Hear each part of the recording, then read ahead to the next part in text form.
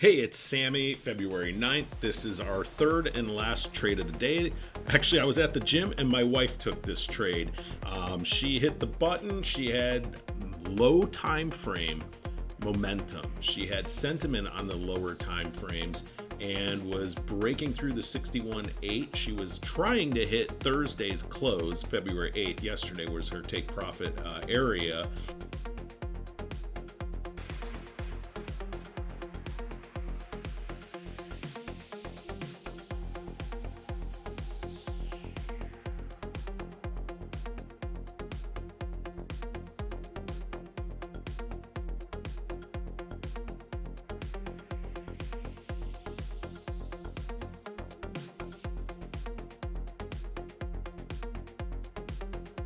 However, she ended up locking in right at that 76.4 Fibonacci level when the trade started to fail.